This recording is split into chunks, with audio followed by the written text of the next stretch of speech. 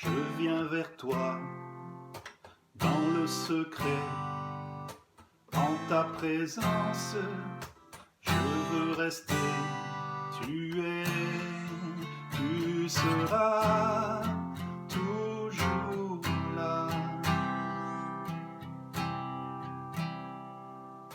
Tout contre toi, près de ton cœur, je peux entendre ta voix, Seigneur. Tu es, tu seras toujours là.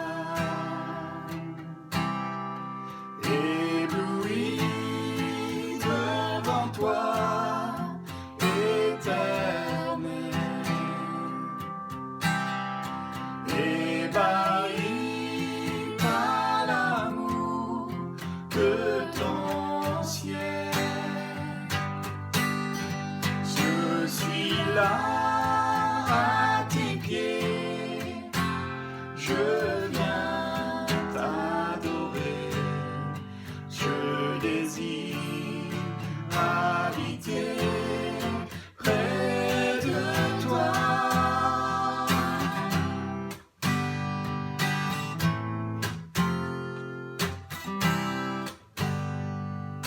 Je vois ton bras, je sens ta main, tu me protèges, tu me soutiens, tu es, tu seras toujours là. Ébloui devant toi, éternel.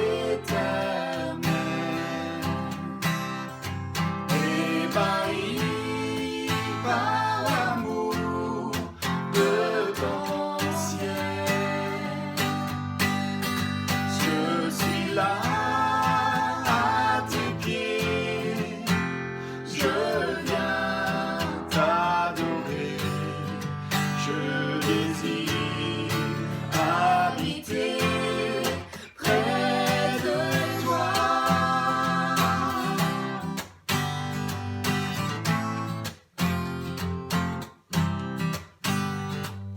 Tu es ma lumière, en toi j'ai un Père heureux, sois ma prière. Tu es ma lumière, en toi j'ai un Père heureux, sois ma prière.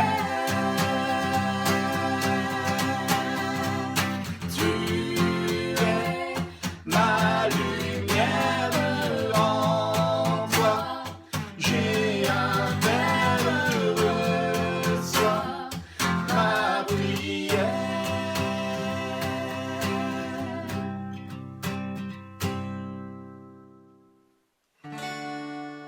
Oh Jésus seul est mon espoir, lui ma lumière, ma force, mon chant, pierre angulaire, solide rempart. Même quand l'orage devient violent, oh quel amour, oh quelle paix, les luttes cessent, la peur se tait, mon réconfort, mon plus grand bien, dans l'amour du Christ je me tiens. En Jésus seul, Dieu s'est fait chair, dans un enfant auquel mystère, ce don d'amour, de sainteté, haï par ceux qui vint sauver, jusqu'à la croix, il s'est livré.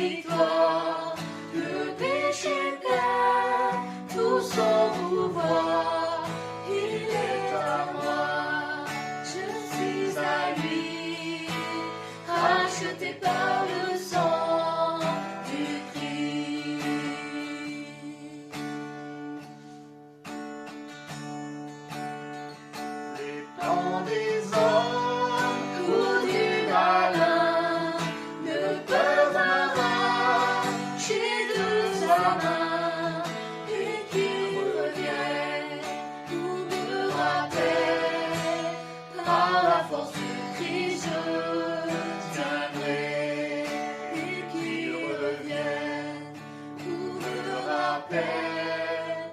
Par la force du Christ, je tiendrai.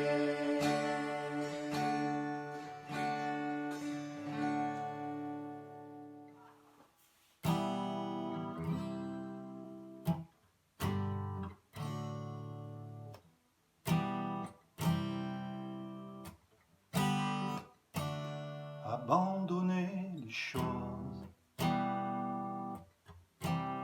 pour mieux te retrouver. Lever ses voiles pour mieux t'apercevoir. Abandonner les choses pour mieux te retrouver. Lever ses voiles pour mieux t'apercevoir.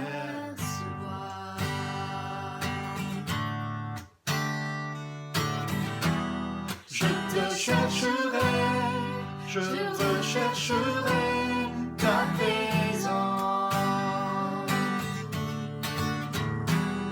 Je te chercherai, je rechercherai ta présence. Tu fais tout mon plaisir. Je ne veux rien manquer. Dépasser mes frontières.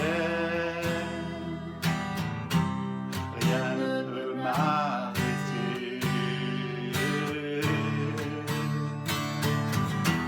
Je te chercherai, je rechercherai ta présence. Je te chercherai, je rechercherai ta présence. Ouvre mes yeux, viens me parler. Je ne peux vivre sans ta présence. Je ne peux vivre sans ta présence. Ouvre mes yeux, viens me parler. Je ne peux vivre sans ta présence. Je ne peux vivre sans ta présence.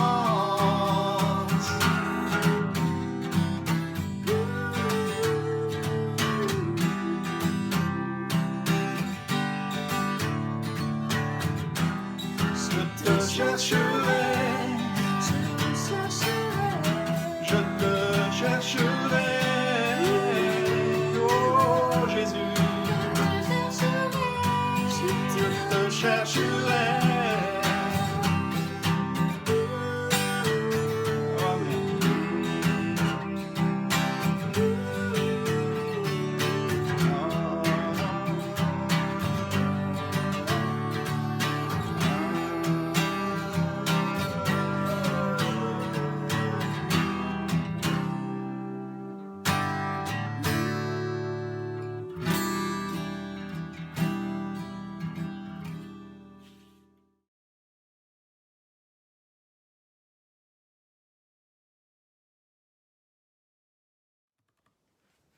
Bonjour à toutes et à tous, merci de nous rejoindre ce matin sur la chaîne YouTube du CMLK pour ce dimanche 6 avril 2020, dimanche des Rameaux.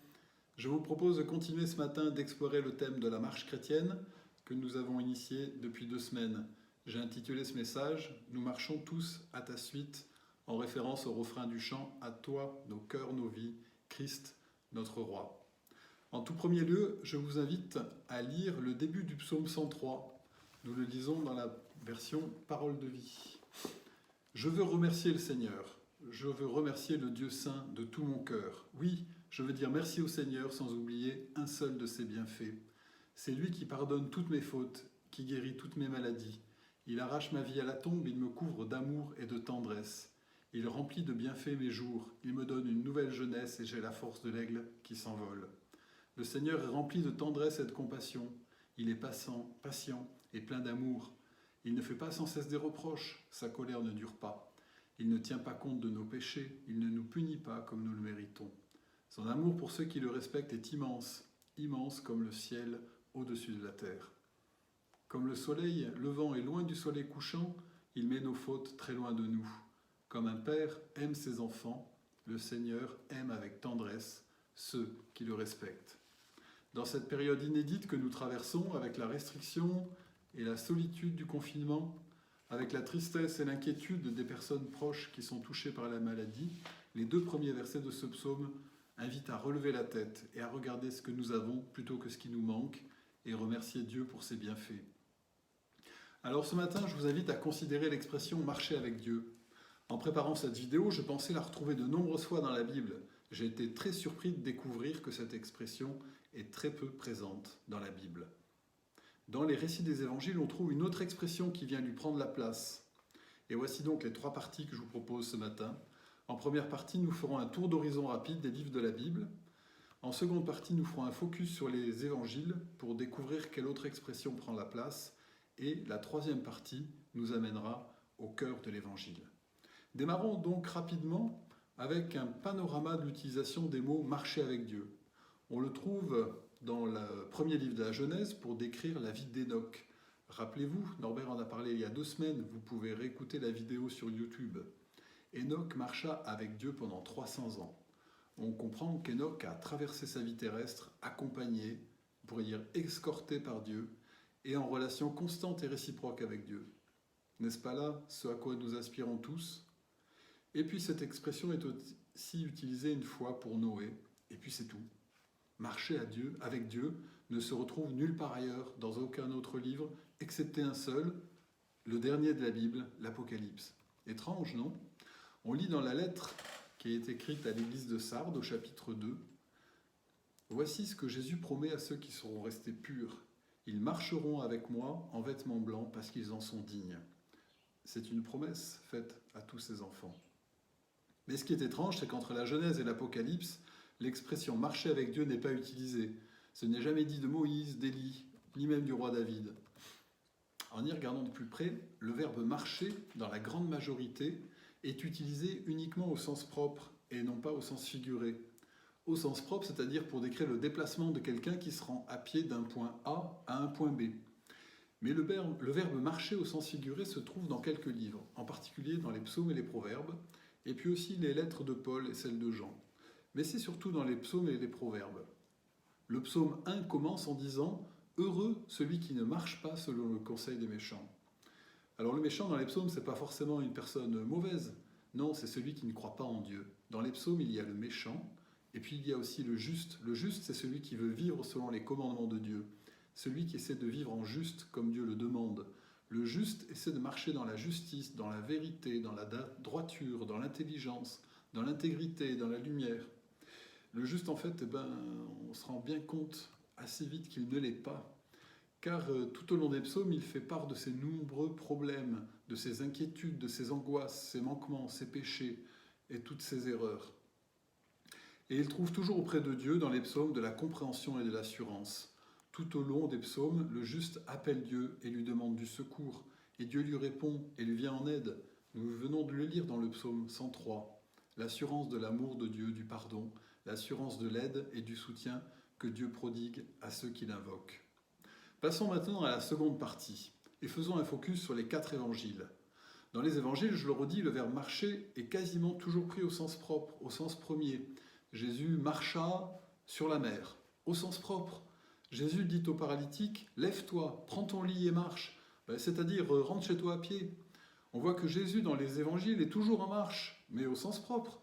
Il va de Nazareth à Tibériade, de Capernaum à Jérusalem, il marche de village en village, il traverse la Samarie, il descend de Jérusalem à Jéricho, puis il remonte de Jéricho à Jérusalem, toujours en marchant, à pied. Il franchit à pied des centaines de kilomètres. C'était le quotidien de la vie terrestre de Jésus. Et maintenant que Jésus est monté au ciel, que fait-il ? Nous le découvrons une fois de plus dans le livre de l'Apocalypse, au chapitre 2, verset 1. Jésus est présenté comme celui qui marche au milieu des 7 chandeliers, c'est-à-dire des 7 églises.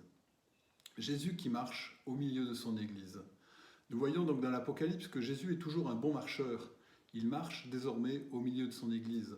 Voyez-vous la bonne nouvelle réconfortante depuis 2000 ans qui est aussi vraie pour nous ce dimanche 6 avril. Jésus marche au milieu de son Église, au milieu de nous, avec nous. Voyez-vous, je vous propose une synthèse. Au début de la Bible, il y avait un homme pieux, Enoch, qui marchait avec Dieu. Mais maintenant, à la fin de la Bible, nous lisons plutôt que c'est Dieu qui marche avec les hommes pieux. Jésus marche avec nous, au milieu de son Église. On a l'impression que les rôles sont un peu inversés, n'est-ce pas? Moi, je trouve ça rassurant. Jésus qui marche avec nous, avec chacun de nous personnellement, et chacune de nos communautés. Revenons sur les évangiles. Ce qui est frappant dans les évangiles, c'est qu'on va trouver une autre expression, un autre verbe. Il y a une transformation, il ne s'agit plus de marcher, il s'agit de suivre Jésus. Il est dit que les premiers disciples, Simon et André, Jacques et Jean, laissèrent leur filet et le suivirent. Jésus déclare « Suivez-moi, je vous ferai pécheurs d'hommes ». Il est dit lors de la vocation de Matthieu, Jésus, l'ayant aimé, le regarda et lui dit « Suis-moi ». Jésus propose autre chose. Il s'agit maintenant de le suivre. Jésus ouvre un nouveau chemin et invite à le suivre sur ce chemin. Cela devient encore plus évident lorsqu'on lit Jean 14. Jésus déclare « Je suis le chemin, la vérité et la vie ». Voici la transformation qu'on pourrait dire, l'innovation que Jésus apporte. Dans l'Ancien Testament, il fallait marcher dans les commandements de Dieu, les observer, les respecter, les suivre. Jésus bouleverse tout cela. Il appelle non pas à marcher dans tel ou tel chemin, à prendre telle ou telle voie. Non, il déclare, vous n'avez pas à suivre votre route, à faire vos efforts, à essayer de vous améliorer par vous-même. Non, c'est moi, votre chemin. Si vous me trouvez, vous avez trouvé le chemin, la vérité, la vie. Jésus dit, je suis le chemin, pas un chemin, mais le chemin. Nul ne vient au Père que par moi. Dans ta recherche de spiritualité, dans ta recherche de Dieu, il n'y a qu'une possibilité. C'est lui, c'est Jésus. Pas d'autre possibilité, pas d'autre passage pour aller à la rencontre du Dieu, Père, rempli de tendresse et de compassion. Jésus se montre et s'offre comme le chemin, une route, un trajet. Cette route, elle passe bien entendu par le calvaire, par le tombeau et par le matin de Pâques. Cette route qu'il a suivie seul, il nous en épargne. C'est lui qui a subi le chemin de la croix, de la crucifixion, de la perte de communion avec Dieu son Père. Ce chemin, il l'a enduré et il nous en exempte. Il a pris notre place sur ce chemin de mort et il nous offre un nouveau chemin, celui de la vie éternelle, celui de la réconciliation avec Dieu le Père, celui qui te déclare « Mon fils bien-aimé, ma fille bien-aimée, en qui j'ai mis toute mon affection ». Nous l'avons lu au début dans le psaume 103. Nous arrivons à la troisième partie. Le marché de Dieu de l'Ancien Testament devient le marché à la suite de Jésus. Suivre Jésus. Nous sommes le dimanche des Rameaux, le dimanche avant Pâques. Le chemin que Jésus a ouvert est un chemin nouveau au travers de la mort et de la résurrection. Un chemin ouvert comme la mer Rouge qui s'est ouverte devant les peuples hébreux conduits par Moïse. Nous arrivons au cœur de l'Évangile. Tout est accompli, déclare Jésus sur la croix. Dans le chemin ouvert par Jésus, si tu veux progresser par tes propres forces, par ton comportement, par ta propre réussite, eh bien tu n'es plus sur le bon chemin. Le chemin que Jésus a ouvert, c'est un chemin où tout est donné, car c'est Jésus qui te l'a acquis. Ce n'est pas toi qui arrives, c'est offert. C'est pour ça que la vérité que Jésus est venu apporter sur la terre est appelée la bonne nouvelle, car c'est une bonne nouvelle. La bonne nouvelle, c'est que je n'ai rien à faire. Tout a été fait. Ce n'est pas quelque chose que nous devons faire, c'est quelque chose qui a été fait pour nous. Et souvent, je constate un décalage avec la réalité de ma vie. J'ai souvent l'impression d'être comme l'homme des psaumes, avec ses erreurs, ses manquements. Comment faire? Comment progresser? Et je vous propose de mettre à profit cette période de confinement pour avancer. Paul déclare aux Colossiens que le chemin ouvert par Jésus, la croix et la résurrection, c'est le trajet que Dieu utilise pour transformer nos vies de l'intérieur. Dans Colossiens 2, Paul écrit « Nous avons été ensevelis avec Jésus par notre baptême, et nous sommes aussi ressuscités avec lui et en lui. » Sur ce chemin, celui de Jésus, tu as à la fois l'expérience du pardon de tes péchés et de ton acceptation par Dieu, mais tu as aussi l'expérience de certains de tes mauvais penchants, certaines de tes entraves qui persistent, qui sont ancrées profondément en toi. Alors, là, tu pourrais vouloir reprendre les choses en main et prendre sur toi pour t'améliorer, pour y arriver par toi-même. Mais tu aurais encore changé de chemin. Tu serais revenu sur un mauvais chemin car tu ne serais plus sur le chemin qui a pour nom Jésus. Comme le juste intègre des psaumes, demande de l'aide, laisse-toi guider par l'Esprit. Dieu te répond, viens me rejoindre. Tu sais que je t'ai pardonné à la croix. Viens maintenant au pied de la croix pour être débarrassé grâce au chemin que Jésus a ouvert. Reviens à la croix là où il meurt pour que tu vives, et c'est lui qui le fera. Paul explique dans la lettre aux Galates cette découverte. Marcher selon l'esprit ou marcher selon la chair? Marcher selon la chair, c'est faire par soi-même. Marcher selon l'esprit, c'est laisser Dieu prendre les choses en main. Dans Éphésiens et dans Colossiens, Paul déclare « Vous avez appris à vous dépouiller du vieil homme et à revêtir par l'esprit l'homme nouveau. C'est le chemin de la croix et du tombeau vide. La croix qui est le lieu pour se faire dépouiller du vieil homme, de la chair. Ce n'est pas toi qui le fais, tu le reçois. Et le tombeau vide est le lieu pour te faire revêtir de l'homme nouveau créé selon Dieu. Là encore, ce n'est pas toi qui le fais, mais tu le reçois. C'est le cœur de l'Évangile. Nous recevons tout par grâce. » Voilà, j'arrive à la fin pour ce matin. Voici le chemin ouvert par Jésus. Je suis le chemin, la vérité et la vie. Suivre Jésus, marcher à sa suite. Dans la marche à la suite de Jésus, il y a bien d'autres étapes. Nous avons vu ce matin le cœur de l'Évangile. Mais pour aujourd'hui, gardons en tête et dans nos cœurs que suivre Jésus, marcher à sa suite, c'est recevoir ce qu'il a fait pour nous. Et gardons en tête que Jésus marche au milieu de nous, au milieu de son Église. Il marche avec nous en tant que personne et en tant que communauté, même dans cette période inédite et tellement étonnante de confinement. Il marche aussi tout particulièrement avec nos frères et nos sœurs qui sont malades et ceux qui sont atteints par le Covid.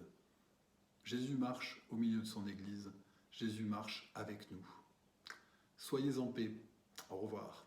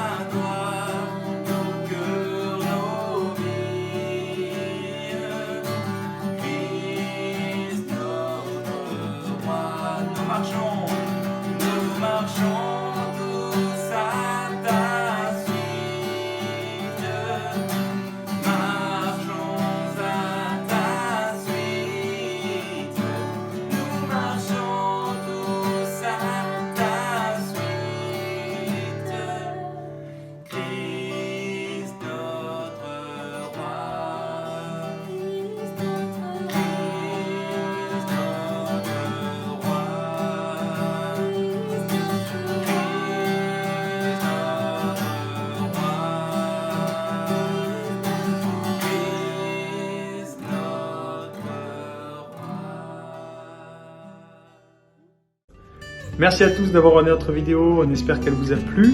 N'hésitez pas à la partager, à vous abonner à la chaîne pour recevoir nos dernières nouveautés.